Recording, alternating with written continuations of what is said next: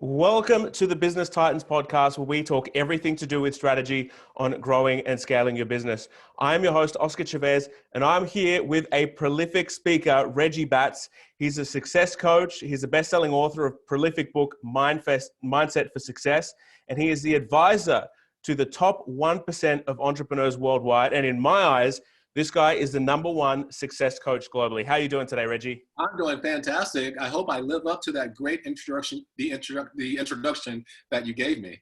Yeah, you do, absolutely. And that's why I've asked you to be on this show. Every time I see you speak, I'm just so uplifted and I'm so encouraged and I'm so ready to take the world on every time I hear you speak. Now let's jump straight into the content, Reggie.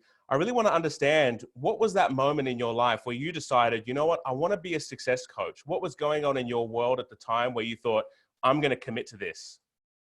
Well, I never wanted to be a coach. I never wanted to be a speaker.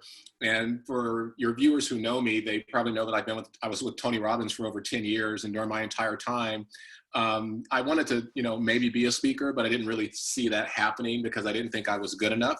So, and I also had a fear of speaking. I had a fear of speaking in front of a crowd of, let's say, 15 people or more. So it was just never, and I didn't really care about the fear because I never wanted to become a speaker. I never wanted to become a coach. And it just sort of happened. I started really aligning myself with great people. I started aligning myself with successful people, people that I wanted to be like. The old saying, if you want to become someone, you have to sort of do what they do, wake up when they wake up, sort of adopt their disciplines. And I really started studying a lot of the successful people that I aligned myself with. And I noticed that they had some disciplines that were very, very similar, that weren't really significant, but just the way they think, their thought process, the questions they ask. If you ask a great question, you're always going to get a great answer. The time they wake up, what they read, where they go, what they do, all of that. And I was really fascinated by it all. And I just started doing the things they started to do. And, just the best coaches out there are not coaching you from what they learned in a textbook. The best coaches out there are coaching you on their life experience. Right. So That's why there's a lot of coaches out there who say, well, I have this degree, I have this certification. None of that matters, in my opinion. What matters is the result that you're getting for the clients that you're coaching. And oftentimes those have to do with experiences in your own life. Yeah, absolutely. And Reggie, I mean, the word mindset is almost overused. And so people now are confused. What's your definition? How do you demystify this for people? What does mindset actually mean? Well, in my world, I think the mindset is the psychology behind your thought process, the psychology behind your decisions, the psychology behind what gets you juiced, what gets you going. And that's why in everything that we do is 20% how to and 80% the psychology behind it. Right. And oftentimes we spend so much time focused on the 20%, the how to. Most of us know how to do things, but we really have to focus on the 80%, the mindset behind it, because that's what's really going to be the fuel to really get us going. When I was with Tony Robbins, I witnessed Tony Robbins when he was coaching Andre Agassi. It was so amazing. But he wasn't teaching Andre, when he teaches sports figures who are trying to really step up their game, he's not teaching them on how to score more points, right? Everything he's teaching them has to do with what's going on in their head.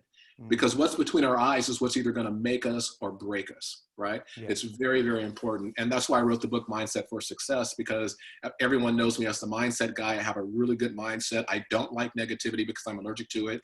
People that are with me, if they're negative, I don't care who they are, I'll step away from them. I don't care if it's a friend. I don't care if it's a business colleague. If it's negative, I'm going to put my headphones on and listen to some music or listen to something inspiring to get away from that, because it's challenging enough to achieve greatness with positive people in your life, right?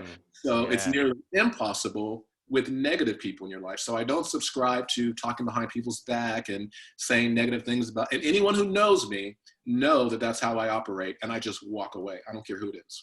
Yeah, absolutely. And you mentioned before the term juiced up. I think one of the things that people struggle with when they get to higher and higher levels of performance is what is it that juices you up? There's a couple of books out there. So one is, for instance, Brendon Burchard, High Performance Habits. He talks about this notion of getting clarity.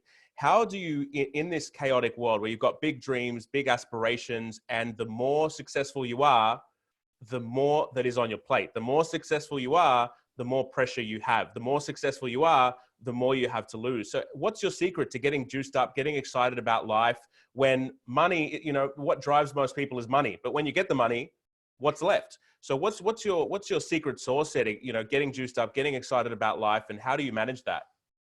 It's really hard to even think about it because I've been around this pretty much all of my life.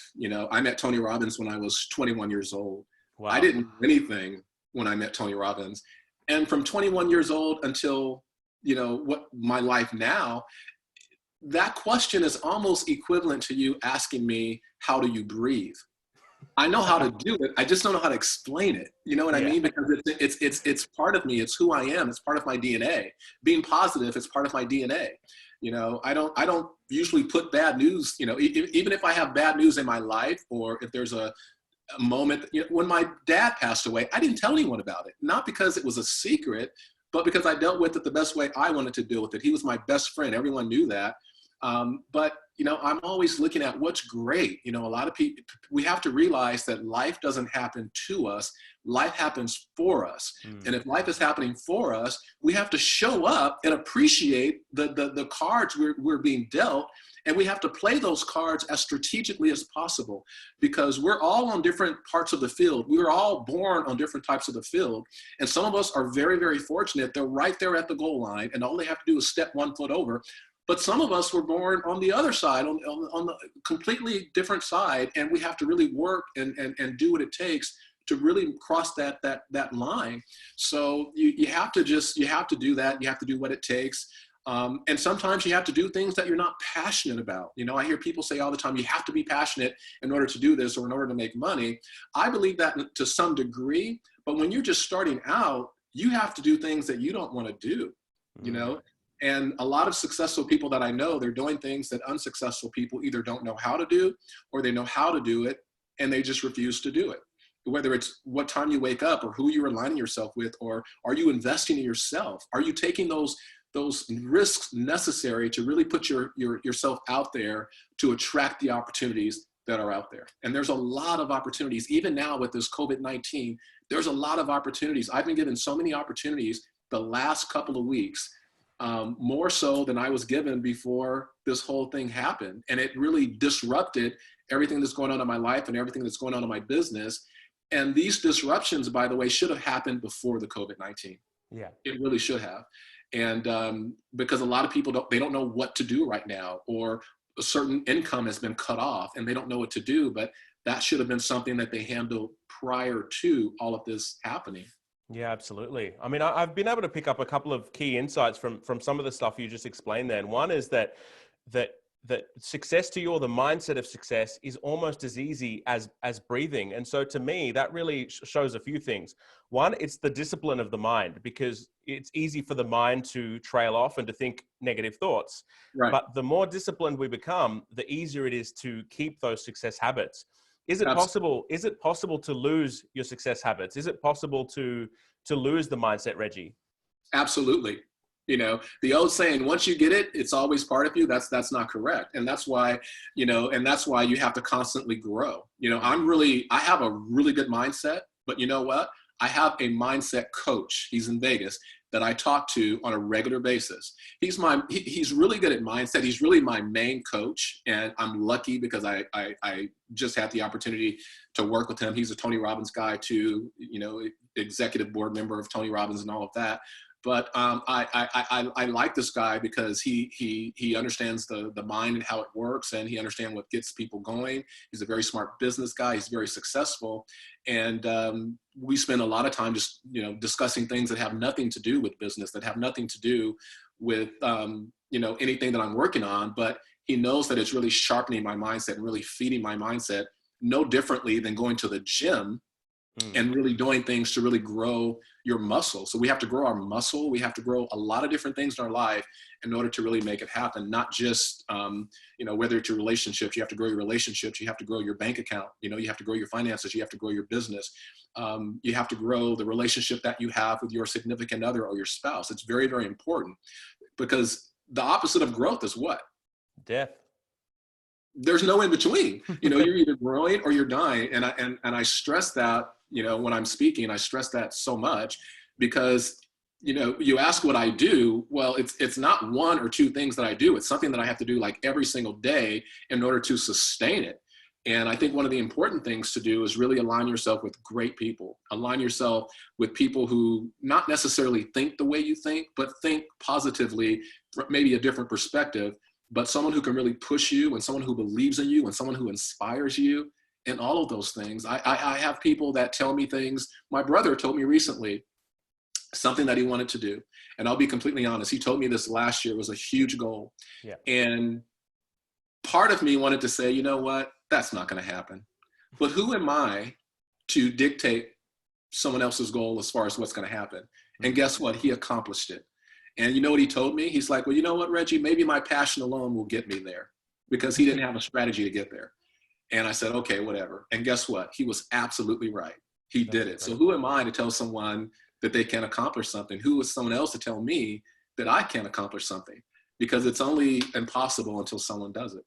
Yeah, absolutely. And I think the key insight there is that it is a daily thing. If we're not doing this daily, we start to go backwards. And there's this thing that we have in life, which is momentum. So the more success that we get, the more successful we become. But if we have a day where we stray off the mindset, or a second, and then it leads to a second day, a third day. I mean, it takes 29 days to build up a habit, but it takes like a day to unstitch a habit and start to really unravel it. Right. Like even when you talk about simple things like the gym, like if you miss one exercise session, you're 36% more likely to miss that second session. And then the odds of you failing increase. So it's important to be constantly mind feeding. You mentioned your mindset coach in Vegas. I'm really interested in this because every single successful person has so many different coaches around them that they get influence from. What's one of the main insights that you got from your coach that you think, that's part of your mantra and part of your DNA now? I think it's a lot of my communication. I'm very careful with my communication. People who know me know that words mean a lot. And even though words are only 7% of communication, words still mean a lot. What you say, how you say it. My morning routine, I spend the first 45 minutes of my day. I wake up very early in the morning. I spend the first 45 minutes of my day just really focused on, what's going to get me through the day, whether it's something that I read, whether it's something, a motivational video that I watch, or a personal development video, whether it's, it could be anyone. It could be Brian Tracy. It could be Tony Robbins. It could be Deepak Chopra, whatever the case may be. And I learn something every day. And these are things that I've been doing for years.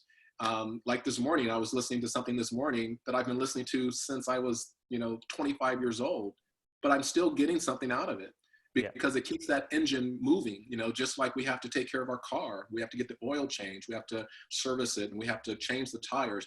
We have to do that with ourselves as well. And it's not just about the external, it's also about the internal.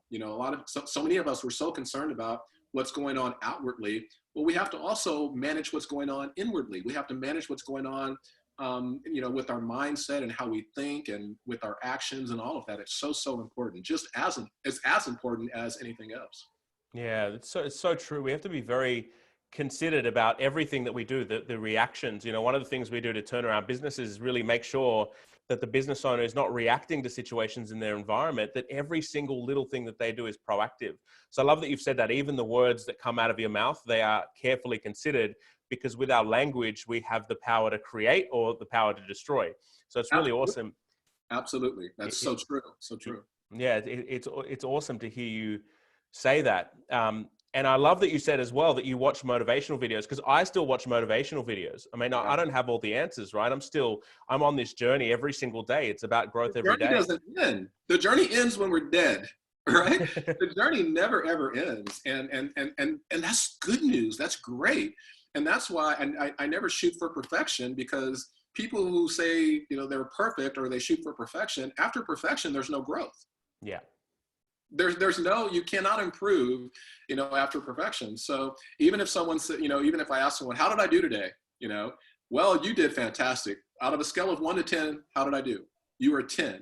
Well, I don't want to be a 10, because that tells me that there's no room for improvement. So I don't want the 10. Give me an 8 and tell me what I have to improve on to make it better. Yeah, because absolutely. that's how we're going to grow. Tony Robbins used to say all the time, um, if it's the old saying, if it's not broken, don't fix it. Yeah. Tony Robbins used to tell us, break it and make it better. I love it. That's a better mindset, isn't it? And it comes It to, really is. I learned about this word called anti-fragile, and it's about systems that improve the more stress that you put them under, like the human body, for instance, like a bicep. Right. The more stress you put it under, the stronger it gets. But sometimes as human beings, we can find ourselves in the position where we become fragile. Our failures lead to negative mindset. Our failures lead to us not wanting to take more jumps into the unknown and to create a better lives for ourselves. So it's important to be. That's because you have to have the belief. You have to always keep in mind, and I know you know this, but if someone gave you a playbook on how to become successful, failure is going to be a part of that journey, right? And if you're not willing to succeed, that's the bottom line. So failure is part of the equation when it comes to success, right? Whatever success means to you, because it means something different for all of us. But you have to fail in order to grow. The key is don't repeat those same failures that got you in the ditch that you're currently in. What have you learned from that experience so that doesn't happen again, right? And that's why coaching is so important, because coaches, they've gone through the pain already, so we don't have to. If I want to go left and the coach says, don't go left, I've gone left many, many times. That's not the way to go. You want to make sure you just keep going straight. They know because they have those references, right? So failing is okay. And you have to, a lot of people don't take action because if they feel that if they take action, they're going to fail. But you have to do that, and as long as you don't repeat those same mistakes. And then eventually you're going to minimize those failures or completely eliminate them with what you're doing. Yeah, absolutely. Reggie, tell me, there's this saying that goes a lot. If you can understand your why, you can overcome any how. Yeah. Is a why important, and how do people develop their why? Yeah, why is very important. And the reason why is because the why is going to be your fuel. The why is what's going to get you to wake up in the morning. The why is going to get you to stay up late, right? The why is going to encourage you to do that extra sit-up or that extra push-up, right? And for many people, their why is maybe their family or their kids, right? When people think about the legacy, or when people think about, I really have to make this happen for my kids because I don't want my kids to go through what I went through. That's a strong why. That's a really strong why. For some people, their why, maybe they've reached a high level of success, and now their why is not, doesn't have to do with money, because that's so meaningless to people who have a lot of money. But for them, it's their legacy. What legacy are you going to leave behind? That's a very strong why. And everyone's why is different, but your why is the reason why you're doing this. And if you don't have a strong why, chances are you're not going to achieve the goal, because that why is going to be your fuel to get you moving and to get you to do things that you are not generally wired to do or accustomed to doing. I love it. So your why is what steps you out of your comfort zone as well. It's really, really important. I love that. I love that. I've never heard that before. The why is the fuel. And if you don't have the fuel, you can't overcome or get to where you want to get to. Absolutely.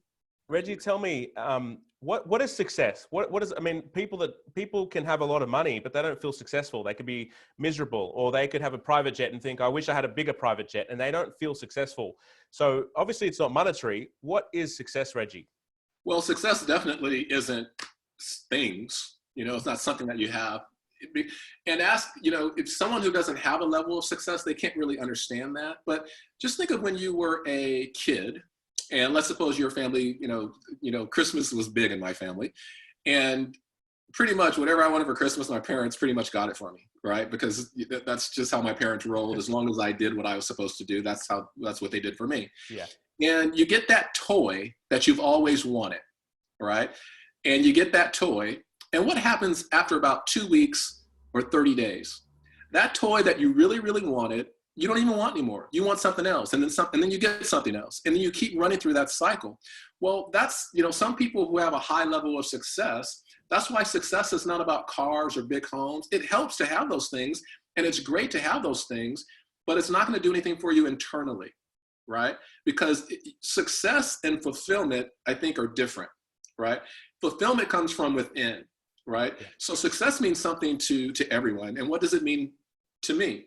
Success to me means freedom to do more, freedom to give more, freedom to love more, freedom to do what you want, when you want, how you want, with whom you want.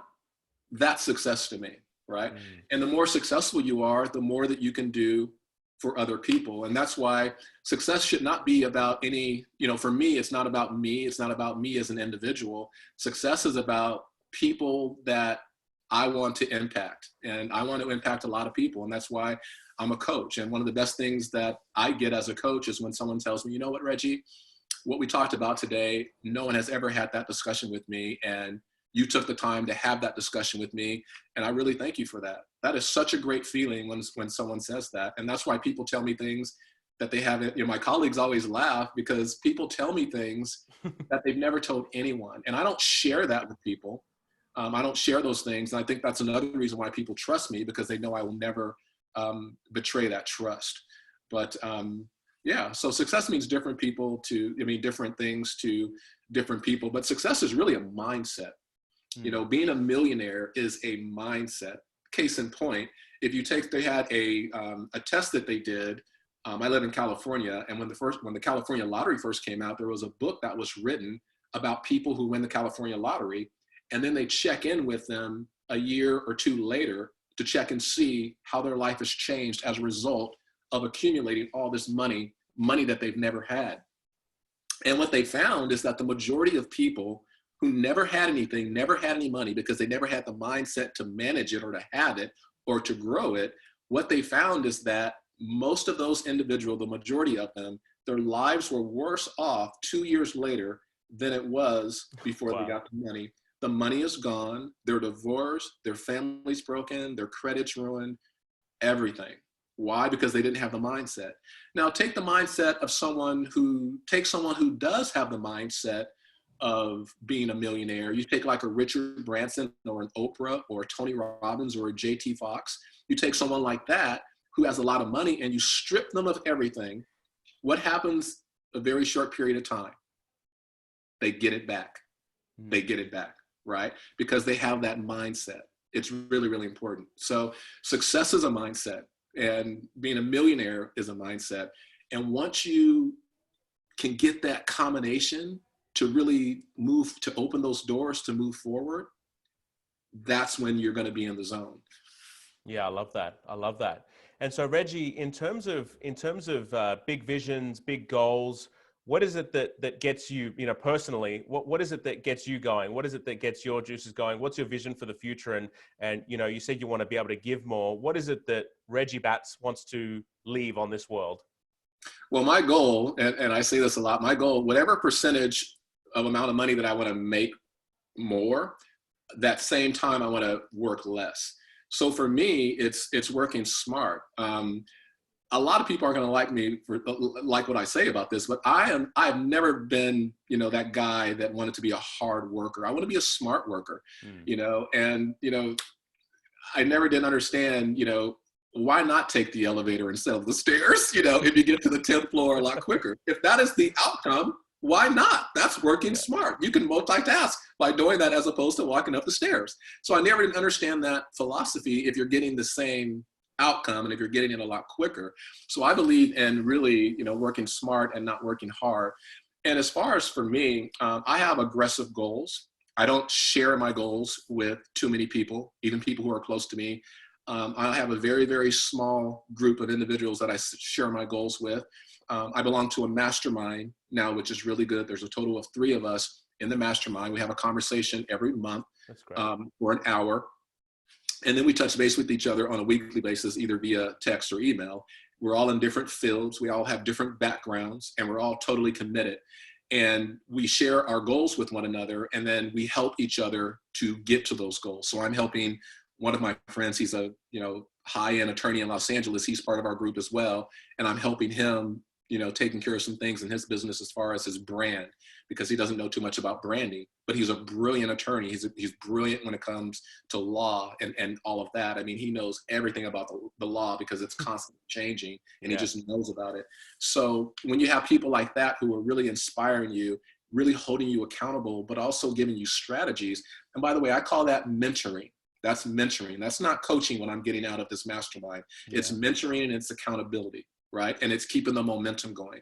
The coaching that I'm getting is totally different because you pay a coach, right? You pay a coach, and you pay the coach so that you can have that skin in the game, because when you have skin in the game, you take it more seriously and you're going to do whatever it takes. If I didn't pay my coach, I would not take it as seriously as I do, right?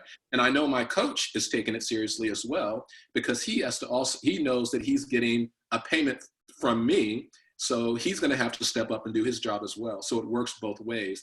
And I think that's the difference between having a coaching relationship versus having a mentoring relationship.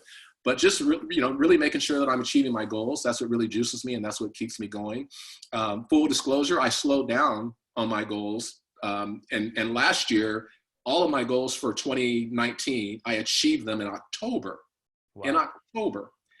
And most of them had to do with my finances, financial goals. I achieved it in October. So what I did, instead of waiting until January, like most people would have done, I didn't take a couple of months off, and then I said, I'm going to start my January goals now. I started working on my quarter one 2020 goals in quarter four of 2019, right? And if I didn't do that, I would be way behind because of what happened with the virus. Yeah. Right. I'm only, if we were talking about percentages, I'm still pacing 80% of everything that I'm going to achieve this year. But if I didn't plan early last year, I would only be pacing about half. Yeah, absolutely. And it's great that it falls in line with your overall life philosophy, which is either growing or dying. So if you take your foot off the pedal and decide to live a comfortable life, there's a lot of habits that you've created that are going to unstitch, which are then going to be harder to get back. So I find it's just easy to it's better to just keep cycling, get the momentum, get the success, and keep going, keep building. When you achieve your goals, hit new goals. Reggie, is there anything that I haven't asked you that I should have asked you? Well, I think that maybe one of the things is, a lot of people want to know how they can get through this whole COVID-19 thing, and how you can really sharpen your mindset and really manage your mindset with everything that's going on. And here's the reality. We will get through this. Yeah. Without a doubt, we're going to get through this. But the question is, are you going to be ready for what the other side is going to look like? Because life as we knew it, it's not going to be like that anymore. We keep talking about the norm, the new norm. We're going back to what's normal. I say it as well. I said it this morning. I told my assistant, I'm going to drive my car around the corner so I can feel normal, because I haven't driven a car in months, right? And I want it to feel normal. So I think the key is do whatever you can to have a sense of normalcy in your business. Meaning, if all of this wasn't going on, what would you be doing? Because you can still do a lot, right? People, my family thinks I'm crazy. I put a suit on every day, Monday through Friday. Even now, that's incredible. Even now, I put a suit Monday through Friday. I still put a suit on because I wear a suit every day. If it weren't for COVID-19, I would still be in a suit. So and I want to make sure that I show up. I want to make sure that I'm performing at high levels. I'm a peak performance coach, and my job is to get people to perform at their highest levels. I can't perform at my highest levels if what I'm doing it in my shorts or jeans or something like that. I have to, dress appropriately, so I can appropriately work at a peak level, right? I love it. So I do that because, again, it gives me a sense of normalcy, right? I wake up at the same time every morning. I schedule my calls at the same time every morning and things that I have to do. I'm a part owner of a chiropractic franchise here in California. I have to check in with them to make sure everything's okay, right? So there's so much that I do, but my schedule hasn't changed as a result of everything that's going on. Wonderful. And by the way, when that happens, you forget about everything that's going on. You forget about the TV, you forget about the news, you forget about, every time you turn the TV on here in America, whatever you're watching, To the right of the TV, it has how many people have died in America. Can you imagine? Your kids turn the TV on and that's what they see. Yeah. So that ties into our head and gets into our mindset and gets into our decision-making process, gives us anxiety about the future. Turn the TV off and turn on some personal development and really do what you can to sharpen your mind, feed your mind, right? That's so important for you to do, especially right now when we all have the time to do it, Yeah. and that's what I want to really stress to your listeners. Yeah, absolutely. I love that because it is a matter of being disciplined and focused on the stuff that you have within your control. So turning off the media, if we look at death stats every day, that's going to go into our subconscious mind and we're going to be thinking about it at the back of our minds. And like you said, it's going to impact our decision making. That's not a good way to live. How about we have a TV channel where instead of posting how many people have died, how about we post how many people lived? Yes. Or how many people we fed, or how many people got connected, or how many people we saved, or how many people we fed. That's what I want to hear. That's what's going to really inspire me. Absolutely. And that's what's going to inspire all of us. So be careful what you watch, be careful who you align yourself with, be careful what you believe, and just, you have to be flexible with what's going on here. You really do. Yeah, I really love it. So Reggie, how can our listeners reach out to you? You can reach out to me here on Facebook, on my private page or my business page, and you can also reach out to me on Instagram. And if we're going to start doing videos on Instagram as well. And also you can listen to my podcast, which is called Mindset for Success, which is really good. And that's a monthly podcast that I do as well. You can find that on Amazon. I'm sorry, not Amazon. You can find that on Spotify, Google, and Apple Podcasts. Fantastic. Well, thank you very much for your time, Reggie. Hang back for 10 seconds. I'll just stop the recording. Thanks, Sounds everyone. Good. Pleasure. Thank you, everyone. I appreciate it. Thanks, everyone. We'll talk soon. Bye-bye.